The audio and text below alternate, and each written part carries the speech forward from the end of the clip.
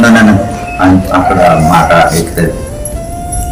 బైబిల్లోని పుస్తకాలు 66, ఆదికాండము, నిర్గమాకాండము, లేవీకాండము, సంఖ్యాకాండము, గీతోపదేశ కాండము, యెహోషువ, న్యాయాధిపతులు, రూతు, సమూయేలు మొదటి గ్రంథము, సమూయేలు రెండవ గ్రంథము, రాజుల మొదటి గ్రంథం, రాజుల రెండవ గ్రంథం, దినవృత్తాంతాల మొదటి గ్రంథం, దినవృత్తాంతాలు రెండవ గ్రంథం, ఎజ్రా, నెహెమ్యా, ఎస్తేరు, యోబు, కీర్తనలు, సామెతలు, ప్రసంగి, పరమగీతాలు, యెషయా, ఇర్మియా, విలాపవాక్యాలు, యెహెజ్కేలు, దానియేలు, హోషేయ, యావేలు, ఆమోసు, ఓబద్య, యోనా, మీకా, నహూము, హబక్కూకు, జెఫన్యా, హగ్గయి, జకరియా, మలాకి, మత్తయి సువార్త, మార్కు సువార్త, లూకా సువార్త, అపోస్తలుల కార్యాలు, యోహాను సువార్త, అపోస్తలుల కార్యాలు, రోమియోల పత్రిక, 1 కొరింథీయుల పత్రిక, 2 కొరింథీయుల పత్రిక,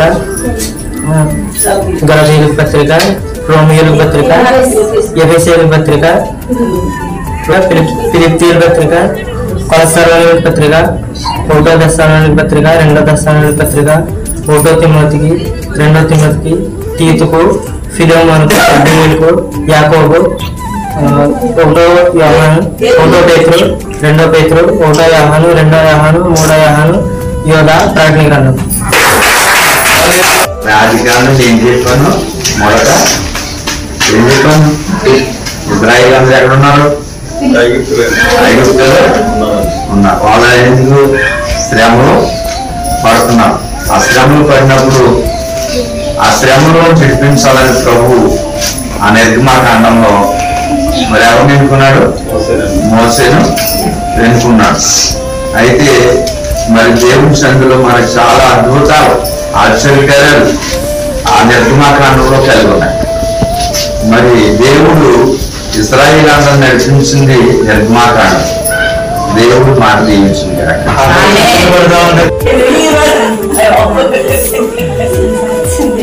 ఆమేన్.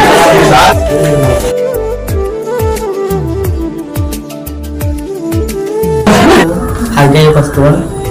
ఈ పుస్తకంలో 2 అధ్యాయాలు ఉన్నాయి. ఈ 2 అధ్యాయాలు హగ్గయి యొక్క ప్రసంగము. దర్యావేషు రాజు ఏర్బడిలో 2 సంవత్సరం 6వ నెల మొదటి దినమున హగ్గయి ఇద్దరికి ప్రసంగం చేశాడండి. ఆ ఇద్దరు ఎవరంటే షయల్తీయేలు కుమారుడైన జెరుబ్బాయేలుకు, యెహోజాదారు కుమారుడైన యెహోషువకు, ఇద్దరికి హగ్గయి ప్రసంగించాడు. దేని గురించి అంటే ఆ రాజ్యంలో ప్రజలు సమయం ఇంకా రాలేదు, యెహోవా మందిరం కట్టించుటకు సమయం ఇంకా రాలేదు అని అనుకుంటున్నారు. దాని గురించి సైన్యం గడిపేవాడు యెహోవా హగ్గయి ద్వారా ఆ ప్రజలతో మాట్లాడాడు.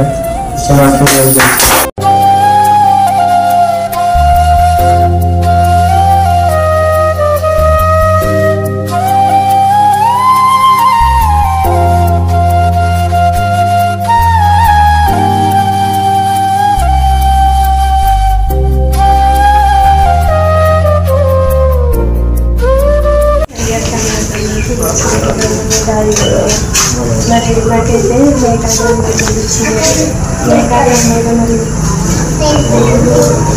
ఆయన మాట ఆలోచించుకొని ఆయన మాట్లాడుతున్నారు. విగ్రహాల పెట్టి మరి దేవుని యొక్క కామని వాక్యం ఎంతగానో మాట్లాడుతున్నారు. అలాగే ఓ మనిషిగా మరి ఇంకా చూసేదే చదువుతారు వాక్యాన్ని.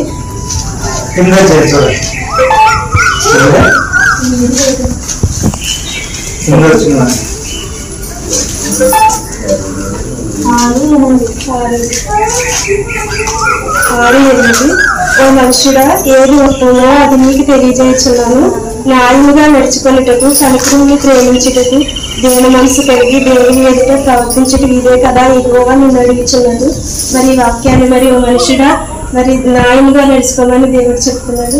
ఈ వాక్యం సారా రైతులాగా ఈ వాక్యం దేవుడు దీవించింది.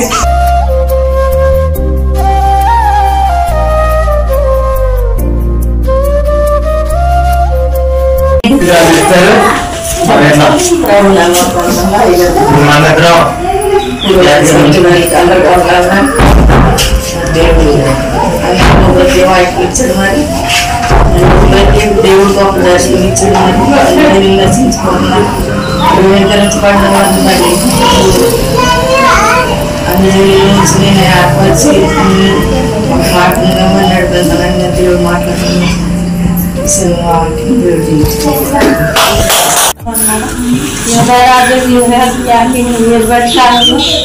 మన రాజా ఉపనేదుడు ఒక బంగారు కథమే అప్పుడు చేయించి దానికి మొక్కమని ముగ్గురు సైదాకు మేసేకు అభిజ్ఞని మరి మొక్కమన్నప్పుడు మొక్కలైన వారిని అగ్నిలో పారవేశారు మరి అయినప్పుడు దేవుడు 4వ వాడిగా వారిని రక్షించి కాపాడు సాగి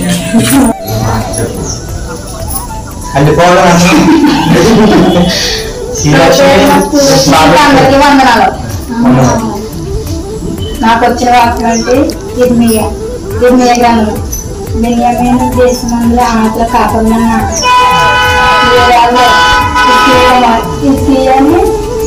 కుమారుడైన ఇర్మియా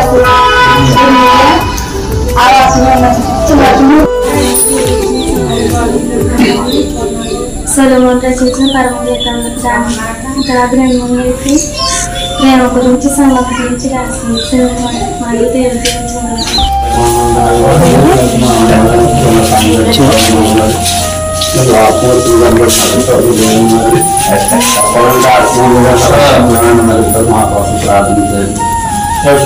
ఏంటంటే సామెతలో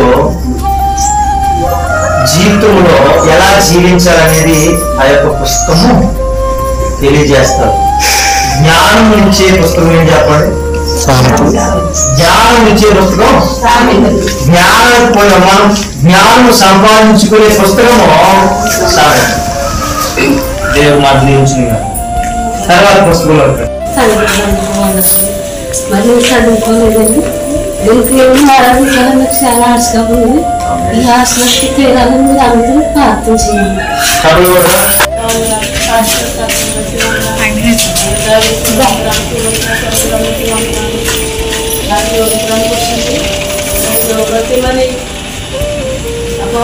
పట్టణానికి ఒక అతను మరి యథార్థంగా న్యాయవంతుడిగా అలాగే చెడుతనాన్ని కూడా విశ్రమించిన వాడు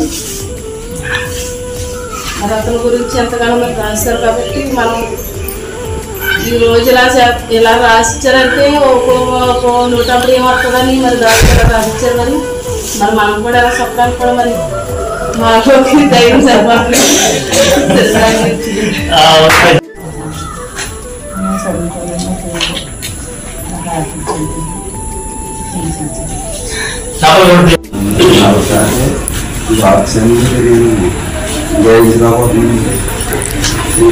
మామూలుగా అయితే సత్సాల నుంచి ఊరిలో పట్టుకుని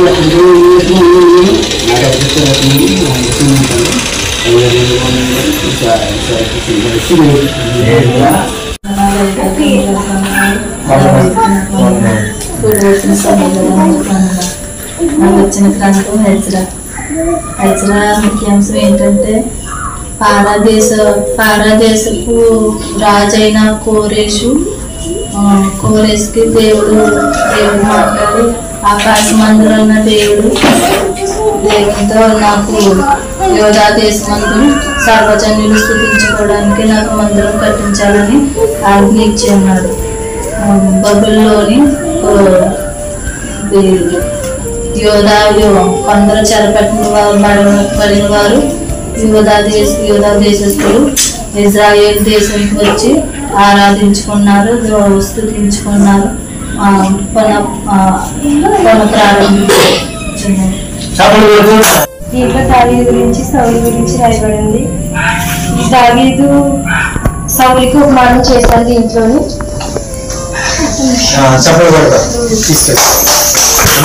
ఈ పుస్తకం దేని గురించి చెప్తుంది?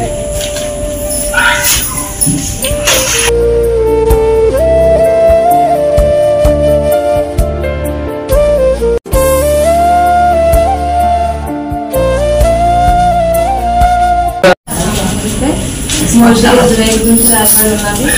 మనం చేసిన పాపం చూడడానికి కూడా 7వ నెల 10వ మాసం నుంచి తన పండుగ కోసం కూడా ఈ గ్రంథంలో రాయబడి ఉన్నది.